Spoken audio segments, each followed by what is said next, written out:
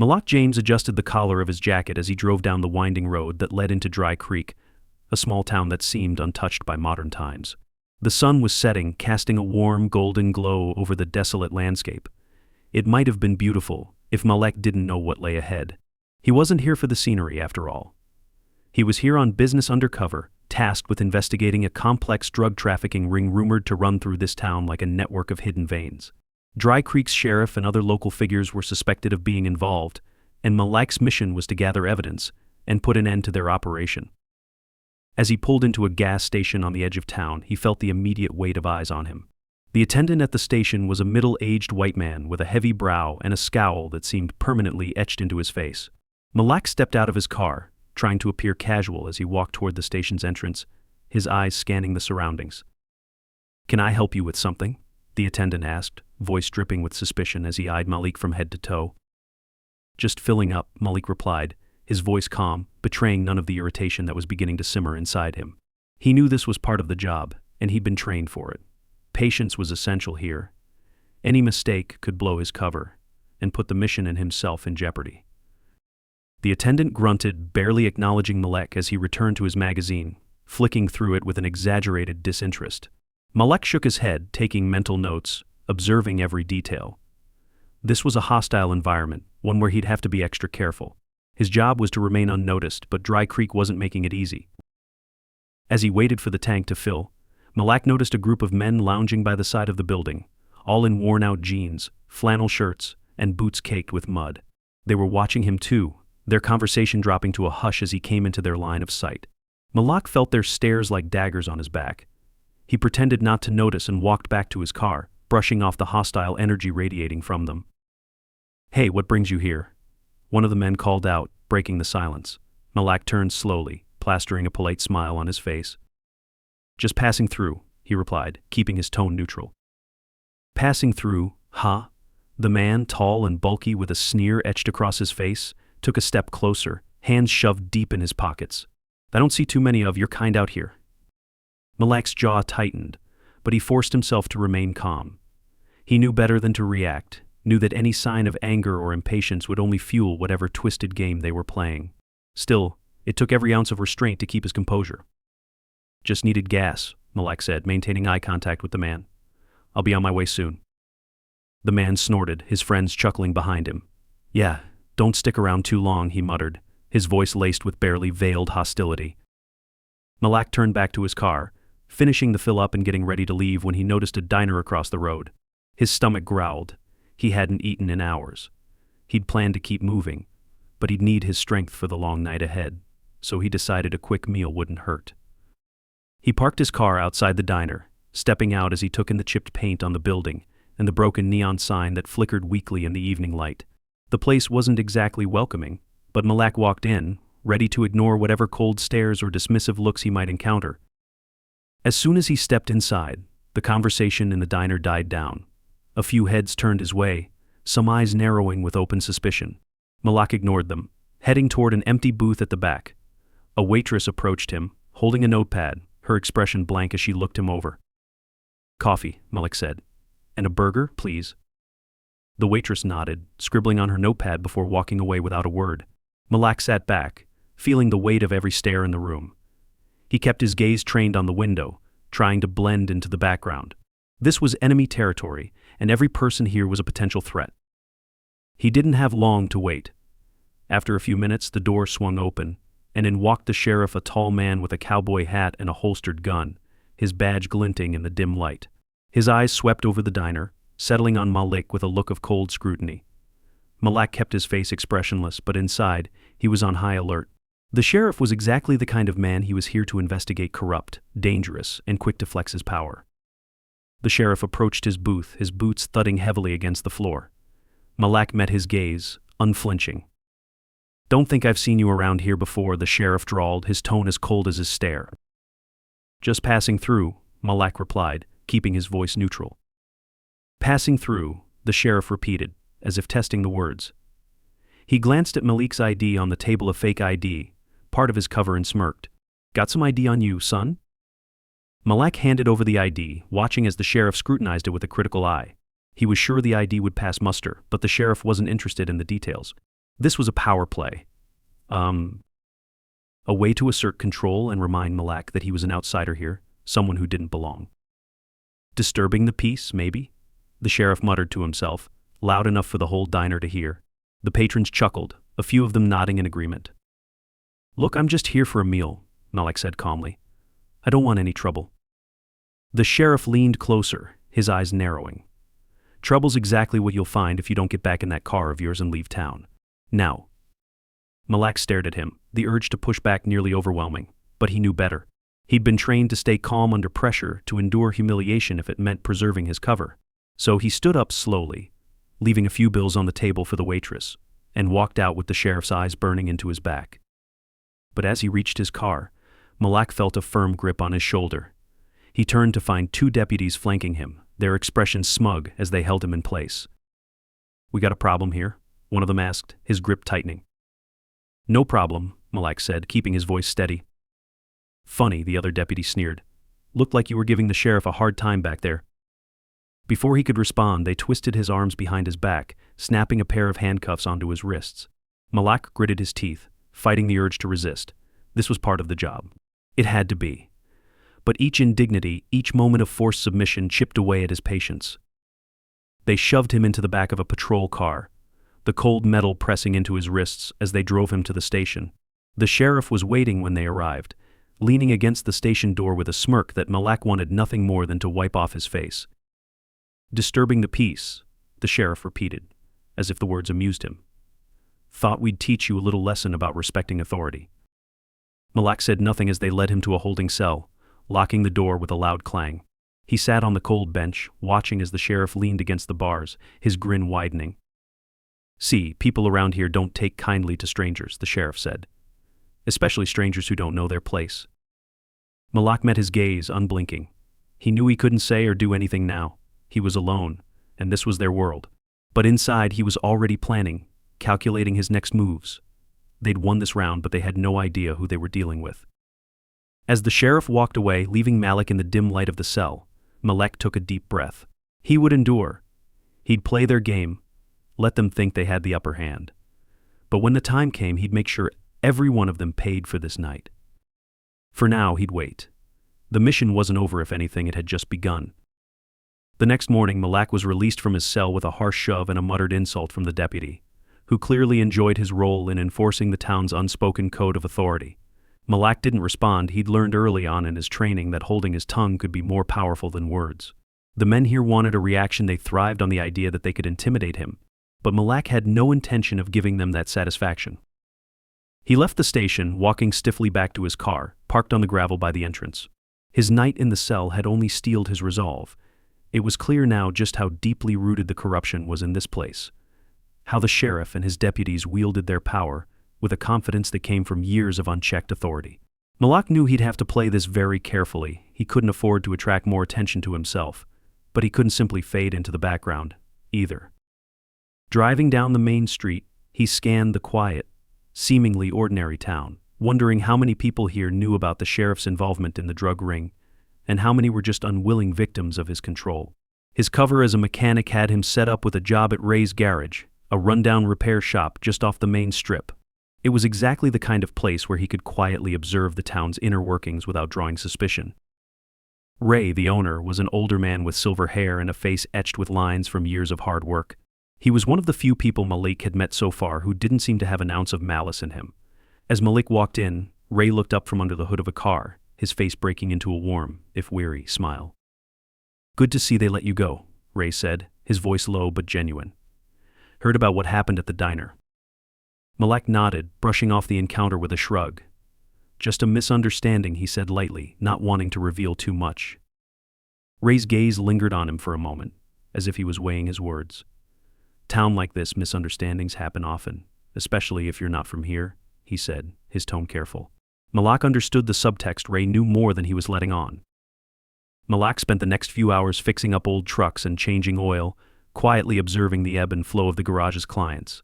Most were local farmers or truckers, people who kept their heads down and didn't question the way things were. Through snippets of conversation, Malak began piecing together a picture of life in Dry Creek. It was a place where the sheriff's authority went unquestioned, where people had learned to live in quiet submission.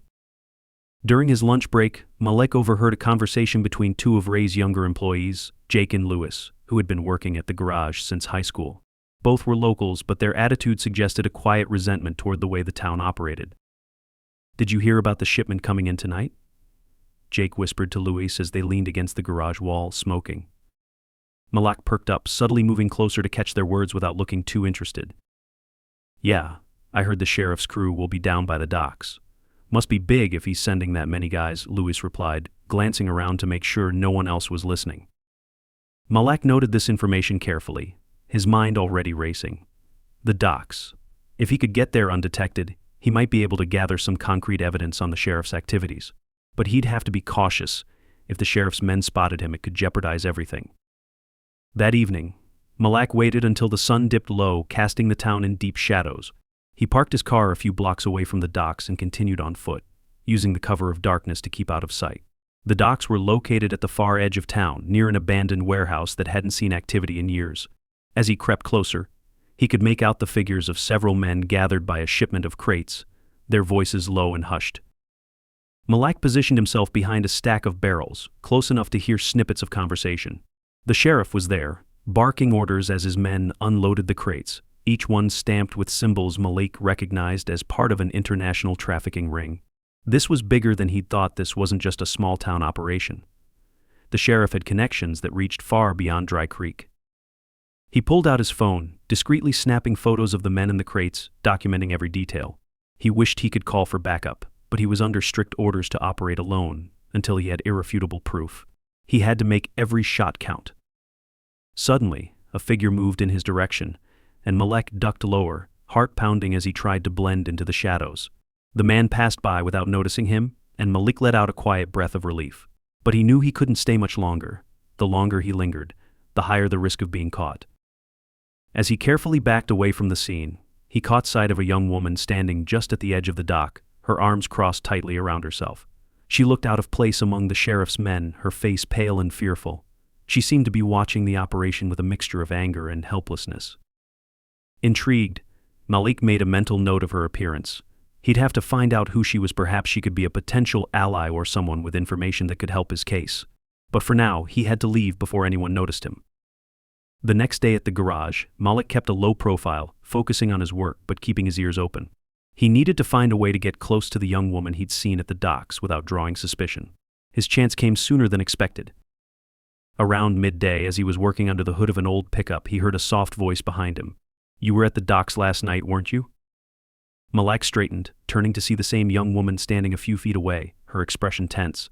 She looked around nervously before meeting his gaze, her eyes filled with both fear and determination. "I saw you," she continued, her voice barely above a whisper. "I know you're not just a mechanic. No one from out of town gets involved like that, unless they're here for a reason." Malak weighed his response carefully, unsure of how much he could trust her. "And who are you?" he asked, keeping his tone neutral.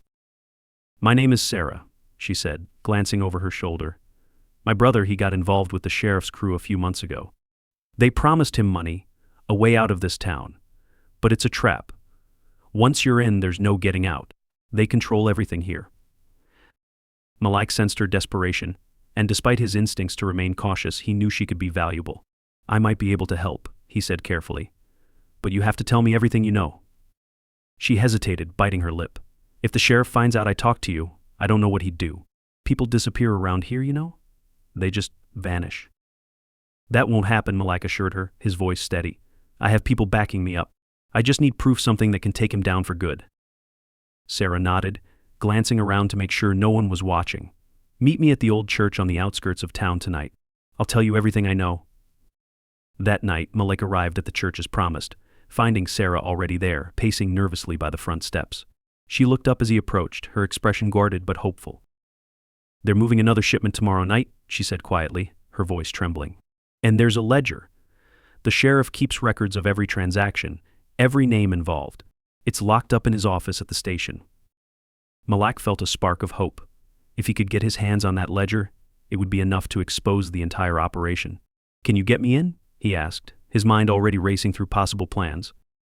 Sarah hesitated, glancing down. "I don't know.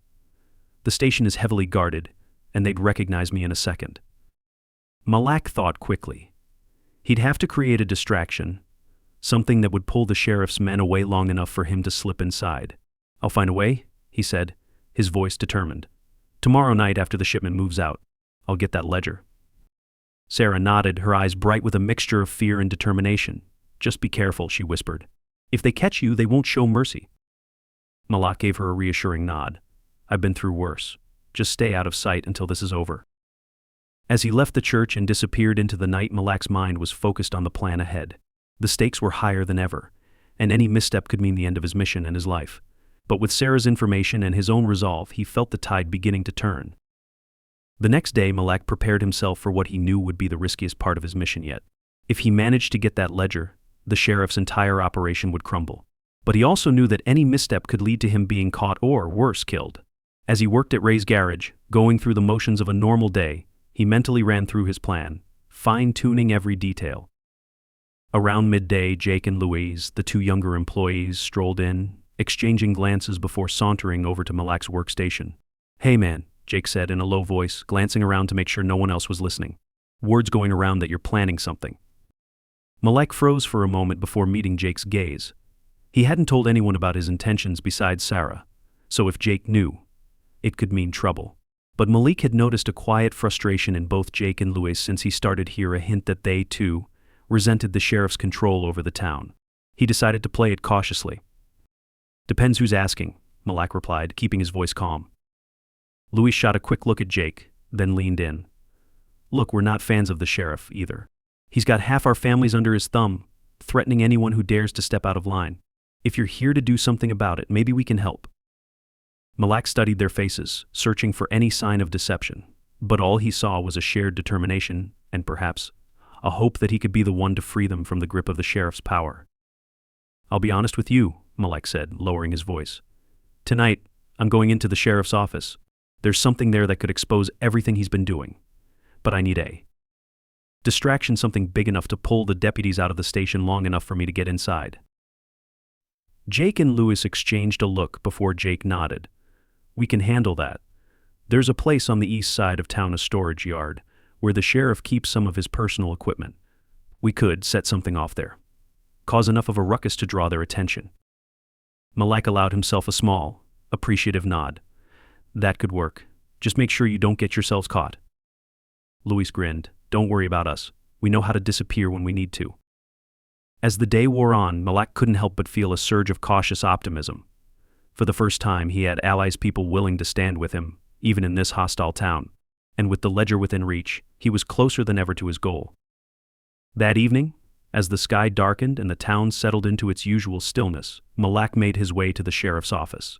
He'd parked his car a few blocks away, slipping through the alleys and sticking to the shadows to avoid being seen. He wore all black, his movements calculated and silent. He'd barely reached the edge of the sheriff's building when, in the distance, an explosion echoed through the night. Flames and smoke billowed up from the direction of the storage yard, and within seconds, he saw deputies running out of the station, shouting orders and scrambling toward the disturbance. Malak seized the opportunity, slipping into the station through the back door, which Jake had told him would likely be unlocked. The interior was quiet, most of the lights dimmed as the remaining deputies had left in a hurry. He moved quickly through the hallway, heading toward the sheriff's office where Sarah had said the ledger was kept. Inside, the sheriff's office was sparse but orderly, with a desk piled with paperwork and a locked filing cabinet on one side. Malak approached the cabinet, pulling a lock-picking kit from his pocket. It only took him a few seconds to undo the lock, and as he opened the drawer, he felt a rush of adrenaline. Inside were stacks of ledgers, each one meticulously labeled. He grabbed the most recent one and flipped through it, his heart pounding as he scanned the entries. It was all their names, dates, transactions, and payoffs. The sheriff had documented every bribe, every shipment, every payoff in black and white. Malak snapped photos of each page, ensuring he had copies of the most incriminating information. Just as he finished, he heard footsteps echoing in the hallway outside. His heart hammered as he quickly shut the cabinet and ducked behind the desk, listening as the footsteps grew closer. The door creaked open, and Malak held his breath, keeping perfectly still. Through the crack between the desk and the floor, he saw a pair of boots enter the office, stopping just inside the door. The figure hesitated for a moment before stepping back out and closing the door, leaving Malak alone in the silence once more.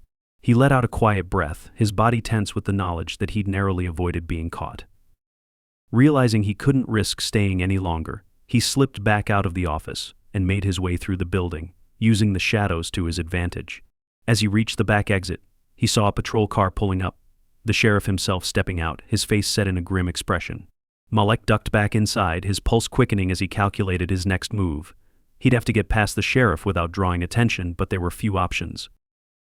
Thinking quickly, Malek scanned the area and spotted a utility closet nearby. He slipped inside, leaving the door slightly ajar to monitor the sheriff's movements. The sheriff muttered into his radio, barking orders to the deputies at the storage yard, his voice thick with frustration. The explosion had clearly rattled him, and Malik knew that any slip-up now could mean disaster.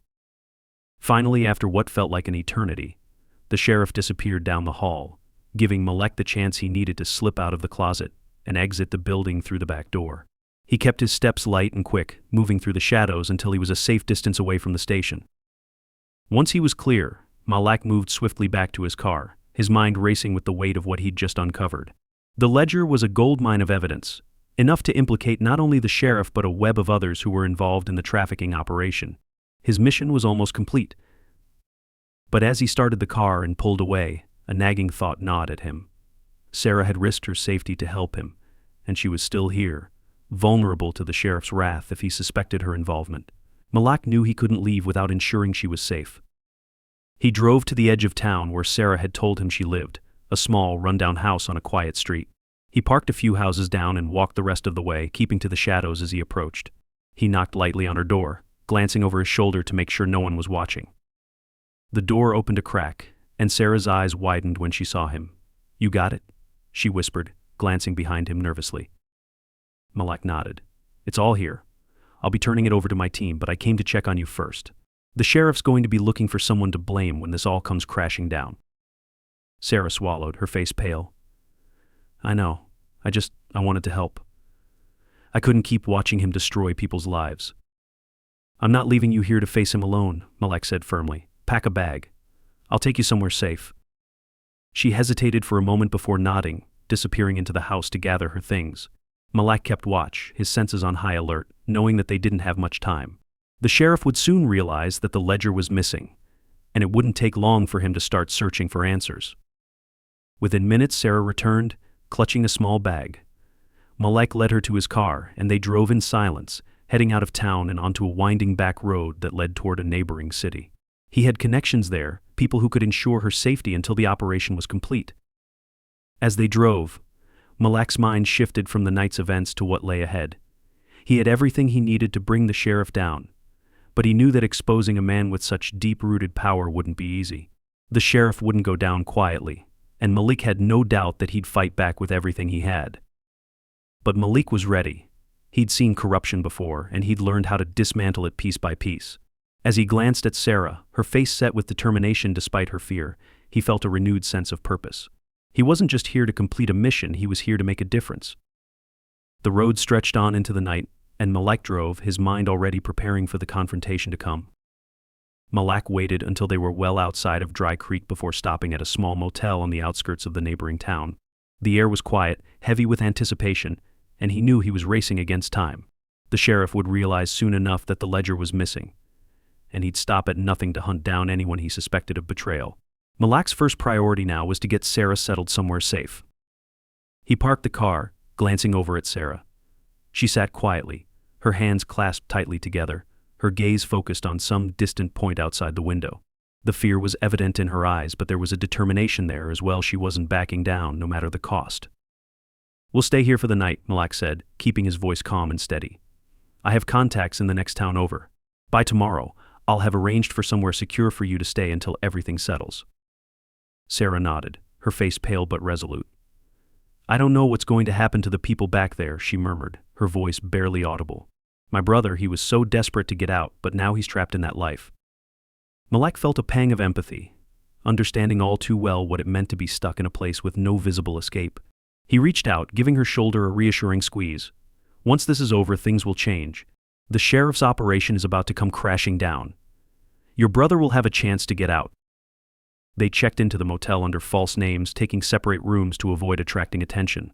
Malak didn't sleep. Instead, he spent the night going over the ledger, scanning each page, every entry, every name. The sheer scale of the operation was staggering.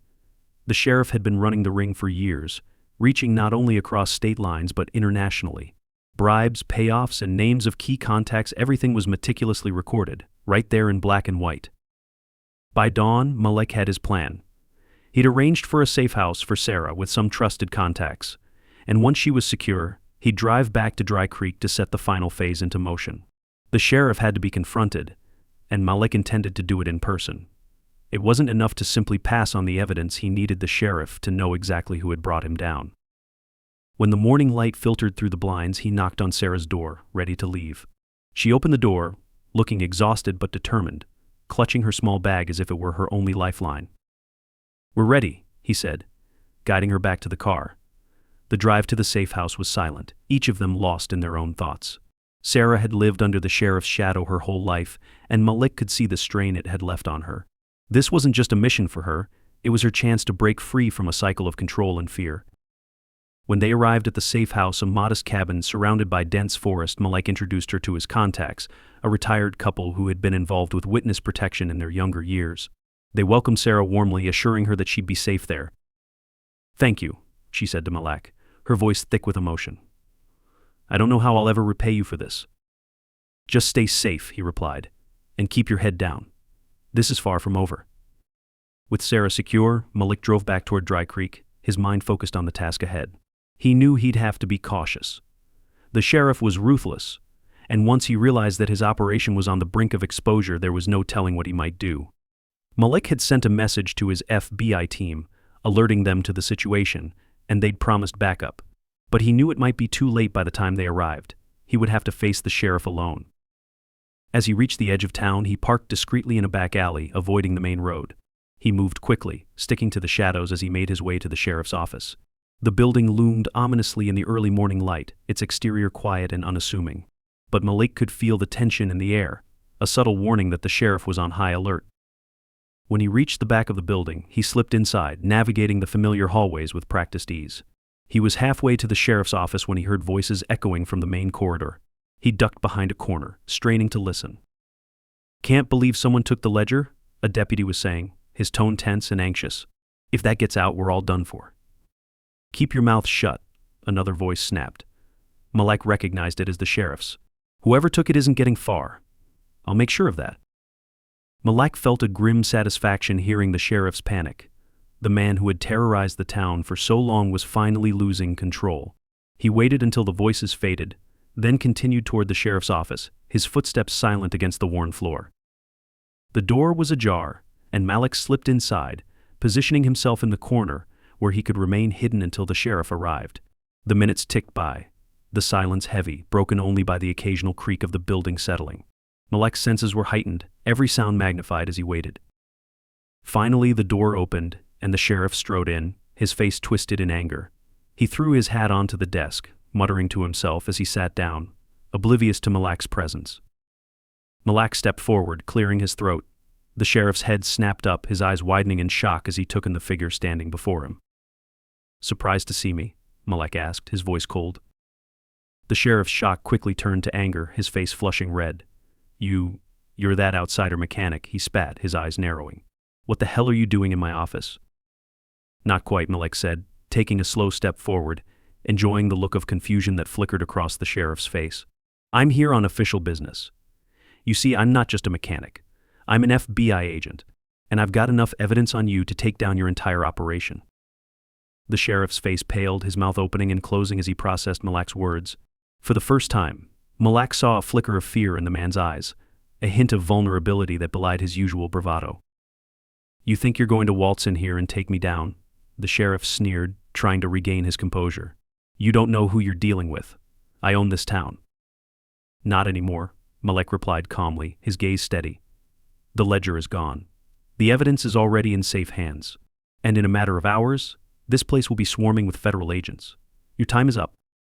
The sheriff's face twisted in rage, and he lunged forward, reaching for the gun at his belt. But Malik was faster. He grabbed the sheriff's wrist, twisting it sharply, forcing the man to drop the gun with a pained grunt. Malik shoved him back, sending the sheriff stumbling into his desk. "Get your hands off me," the sheriff snarled, struggling to push himself up. "After everything you've done," Malik said, his voice laced with disgust. "You really thought you could keep this town in fear forever, didn't you? Exploiting people, ruining lives, just to line your own pockets. It's over." The sheriff glared at him, his eyes blazing with hatred. "You're making a big mistake, boy," he growled. "You have no idea the kind of people you're crossing." "Maybe," Malik replied, unfazed, "but at least they won't be cowards hiding behind a badge." The sound of footsteps echoed down the hall, and Malik knew that time was running out. The deputies were returning, and he couldn't afford to be outnumbered. He took one last look at the sheriff, feeling a grim sense of satisfaction at the sight of the man brought low, stripped of his power. "You're done," Malik said quietly. "Enjoy your last moments of freedom." He turned and left the office, slipping out the back door just as the deputies returned, oblivious to the storm about to descend upon them. Malik disappeared into the shadows, his mission complete. The evidence was secured, Sarah was safe, and the sheriff would soon be facing justice. As he walked away from the building, the first faint sounds of sirens began to fill the air, distant but growing louder. The cavalry was on its way, and Malik allowed himself a small, triumphant smile. Malik walked away from the sheriff's office, the distant wail of sirens echoing behind him. He moved swiftly, staying to the shadows until he was a safe distance from the building. The sun was just beginning to rise, casting a soft golden light over the quiet streets of Dry Creek, and he could feel the tension breaking, replaced by a steady resolve. The operation was almost over. As he turned down an alley toward his car, his phone buzzed in his pocket. He answered it immediately, recognizing the number. It was his contact at the FBI. "James," the voice on the other end said, "we've received your intel. The ledger's been authenticated, and we're en route. Agents will be arriving within the hour. Good work." "Thank you," Malik replied, keeping his voice low. "But I'm not leaving town until I see that sheriff and his crew in handcuffs." "Understood. Just keep your head down until we arrive," the contact replied before ending the call. Malik slipped his phone back into his pocket and made his way to his car, parked a few blocks away in an alley. He kept his eyes sharp, his senses on high alert. The sheriff's men would soon be scrambling, trying to cover any traces of their involvement, but it was already too late. He knew the town well enough by now to anticipate their movements, and he had no intention of letting them escape. As he reached his car, he noticed a figure lurking at the edge of the alley. It was Jake, one of the mechanics from Ray's garage, who had helped him the night before with the distraction. He looked anxious, his eyes darting around as he approached Malik. "Hey," Jake whispered, glancing over his shoulder. "I heard the sheriff's losing it. Word is, he knows someone got the ledger, and he's looking to make someone pay." Malik nodded, his expression serious. "You did well with the distraction last night, Jake. That was a big help." Jake looked relieved but still worried. "So, it's really happening? The sheriff's going down?" "It's happening," Malik assured him. "The FBI is on its way, and they're bringing enough agents to take down the entire operation." Jake nodded, letting out a shaky breath. "About time someone did. People around here, we've all been afraid of him for so long. You've given us hope, man." Malik put a hand on Jake's shoulder, giving it a reassuring squeeze. "Stay out of sight today. Things might get messy before they get better." Jake nodded and disappeared back down the alley, blending into the early morning quiet. Malik knew the town was on the edge of chaos, and he intended to stay close, watching as the final stages of the operation unfolded. He didn't want to be in the spotlight, but he needed to ensure that every last piece of the sheriff's operation was dismantled. He waited in his car, keeping a low profile as the minutes ticked by.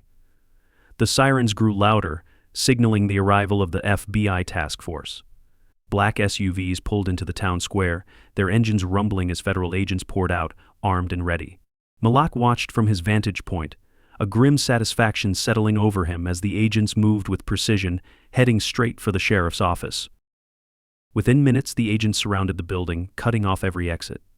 A few deputies tried to flee, but they were quickly apprehended, handcuffed, and forced onto the ground. The town's sleepy calm was shattered by the sounds of orders being shouted, doors being kicked in, and cuffs clicking around wrists. Malik stepped out of his car, moving closer to get a better view of the scene. He watched as the sheriff was led out in handcuffs, his face red with anger, his eyes wild as he struggled against the agents holding him. The townspeople gathered around, drawn by the commotion, their expressions a mix of shock, fear, and slowly but surely relief. For the first time, they were seeing the man who had ruled their town with an iron fist finally brought to justice. The sheriff's gaze scanned the crowd, and then his eyes locked onto Malik. A flash of recognition passed over his face, his expression darkening as he realized who had orchestrated his downfall. Malik held his gaze unflinching, letting the sheriff see the quiet satisfaction in his eyes. The sheriff sneered, his voice dripping with contempt. "You think this is over? You think they'll keep me locked up? You're a fool, James. There's always someone willing to cut a deal." Malik stepped forward, his voice calm but cold. "Not this time. You made a mistake when you thought you could keep hurting people and never face the consequences. The people here won't forget what you did." The sheriff's smirk faded, replaced by a flicker of fear. He was beginning to understand that this wasn't just a temporary setback. His entire empire was crumbling around him, and there would be no way to rebuild it. As the agents loaded the sheriff and his deputies into their vehicles, Malik felt a deep sense of closure. The town's residents stood in silence, watching as the man who had once controlled their lives was driven away, the echoes of his authority fading into the distance. Malik stayed a while longer, observing the aftermath. The people were beginning to talk, murmuring quietly as the reality of their new freedom settled in. Faces he'd seen around town, usually withdrawn, wary now showed cautious hope. Parents held their children a little closer, neighbors exchanged relieved glances, and for the first time, Malik saw smiles on faces that had grown accustomed to fear. He felt a tug at his sleeve and turned to find Ray, the garage owner, standing beside him. The old man's eyes were shining with gratitude. "I don't think I've ever seen something like that," Ray said, his voice choked with emotion. He didn't think anyone could stand up to him. "Sometimes it just takes one person willing to make the first move," Malik replied, his voice steady. "You don't have to be afraid anymore, Ray. None of you do." Ray nodded, his gaze drifting back to the spot where the sheriff had been taken away. "Well, you did it. Don't think the town will ever forget what you did for us." Malik offered him a small smile, knowing his time here was almost up. He'd done what he'd come to do, and it was time to leave Dry Creek to heal and rebuild.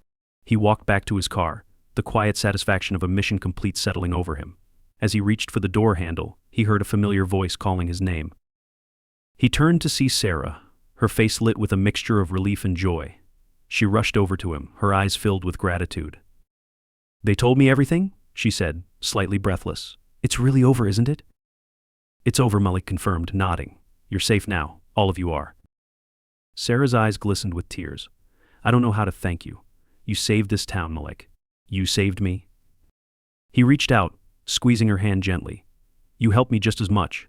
Without you, none of this would have been possible. Remember that?" She smiled, a weight lifted from her shoulders as the reality of her new life began to sink in. She glanced back at the townspeople gathering in the square, her expression hopeful.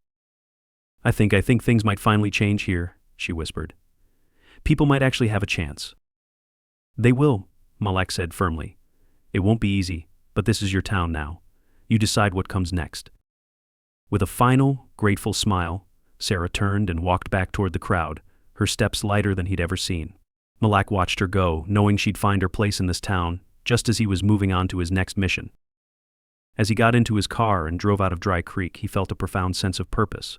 He'd brought justice to a place that had been long forgotten, freeing the people from the grip of a tyrant. And though he knew there were other towns, other corrupt figures out there, he felt renewed, ready to take on whatever challenge lay ahead. For the people of Dry Creek, a new chapter had begun. And for Malik James, his journey continued an unbreakable agent, moving forward, leaving justice in his wake. A few weeks after Malik's departure, Dry Creek was almost unrecognizable. The sheriff's arrest had sent shockwaves through the town, breaking open long-buried secrets and inspiring a wave of change that no one could have anticipated. With the sheriff gone and his deputies either in custody or removed from their posts, the people of Dry Creek were finally beginning to understand what life could be like without fear. It was a slow, cautious process, but Malik's impact was undeniable. Sarah had stepped into a new role within the community, finding herself at the center of the town's efforts to rebuild. People had started coming to her for guidance, trusting her because they knew she'd been one of the few who had dared to speak out against the sheriff, even if it had been in secret. She took her role seriously, working tirelessly to ensure that no one else would ever suffer under the oppressive system that had plagued their town. One Saturday morning, she found herself at the town's small community center, surrounded by a group of residents. They were planning a town hall meeting, something that hadn't been possible under the sheriff's rule. Sarah watched as people shared ideas, their voices filling the room with a new energy, a sense of hope and possibility.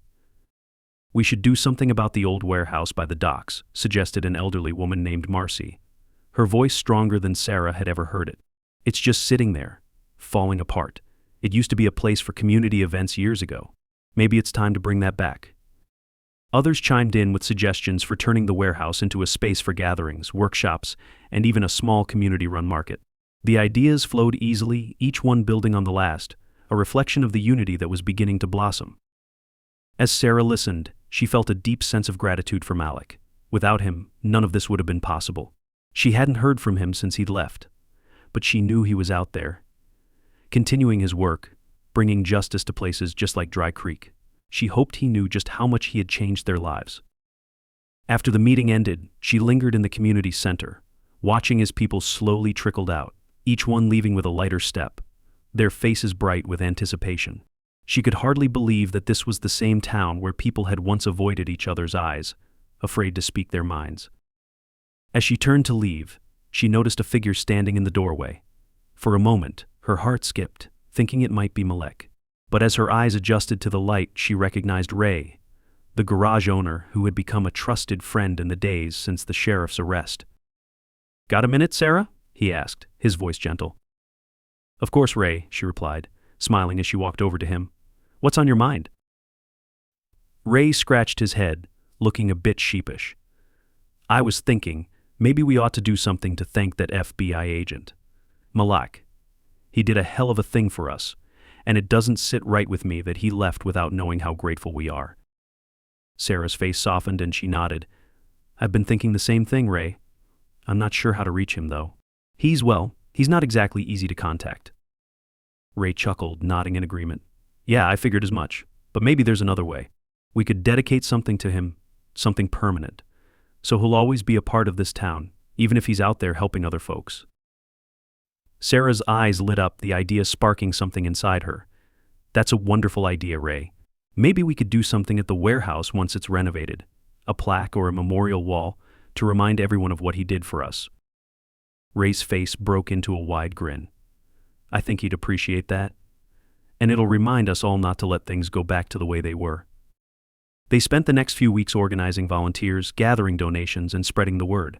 Soon the entire town was involved in the transformation of the warehouse. People who had never spoken to each other were working side by side, painting walls, repairing broken windows, and cleaning up years' worth of dust and grime. The warehouse became a symbol of their resilience, a tangible representation of the new life Malik had given them. On the day of the dedication ceremony, the warehouse was filled with townspeople, each one eager to celebrate the changes Malik had brought to their lives. Sarah stood at the front, beside a simple plaque they'd installed by the main entrance. It read, "In gratitude to Agent Malak James, whose courage and sacrifice freed our town, may we never forget the strength it takes to stand against injustice." As she read the words aloud, a hush fell over the crowd, each person reflecting on the journey they had taken together. Sarah's voice trembled slightly, overcome by the weight of the moment. "I don't think any of us can truly understand the risks Malak took to help us," she said, her voice carrying through the room.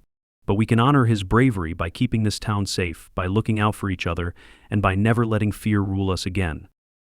The crowd erupted into applause, and Sarah felt a swell of pride, knowing that Malik's legacy would live on here, that his actions would forever be a part of Dry Creek. As the applause died down, she caught sight of a familiar figure standing quietly at the back of the room. Her heart leaped, and she felt her breath catch in her throat. Malak stood there, his face calm, a small smile playing at the corners of his mouth as he watched the crowd. Without hesitation, Sarah wove her way through the people, her steps quickening as she approached him. "You came back," she said, her voice barely above a whisper, her eyes wide with surprise and joy. Malak shrugged, the smile on his face deepening. "I heard there was a dedication happening today. Thought I'd see it for myself." Sarah laughed, feeling a wave of relief and happiness wash over her. "You didn't have to come, but I'm glad you did." They stood in comfortable silence for a moment, watching as people continued to mingle, their faces bright with the warmth of a community reborn. "I wanted to make sure things were going well," Malik said finally, his gaze drifting over the warehouse. "It looks like you've done a great job here." "It's all thanks to you," Sarah replied, her voice sincere. "None of this would have been possible without you." Malak shook his head. All I did was start the process. You and the people here made the changes. This is your town now." Sarah smiled, understanding the humility in his words, but unwilling to let his contributions go unacknowledged. "Well, you'll always have a place here, Malik. And now, thanks to that plaque, everyone will remember what you did." They watched the ceremony together, standing at the edge of the room, content in the knowledge that their shared work had made a difference. Malek knew he'd have to leave again. Soon there were other towns, other people who needed help, and his mission was far from over. But for now, he was content to see the lasting impact he'd had here. As the sun began to set, casting a warm glow over the town, Malak took one last look at the people of Dry Creek. He could see the future stretching out before them, a future where fear no longer held them captive. They had a chance to start fresh, and he knew they'd make the most of it. He turned to Sarah, nodding once. "Take care of them," he said, his voice soft but resolute. "And remember, you don't have to face anything alone." She nodded, her eyes filled with a mixture of gratitude and sadness. "Thank you, Malak, for everything." With a final smile, Malik turned and walked away, his figure silhouetted against the fading light. As he disappeared down the road, Sarah knew she might never see him again, but his spirit would always be a part of Dry Creek. The town watched him go, each person silently acknowledging the hero who had given them back their lives. And as the last of the sun's rays dipped below the horizon, Dry Creek stood strong, ready to face whatever came next, forever changed by the courage of a single man who had refused to let injustice prevail.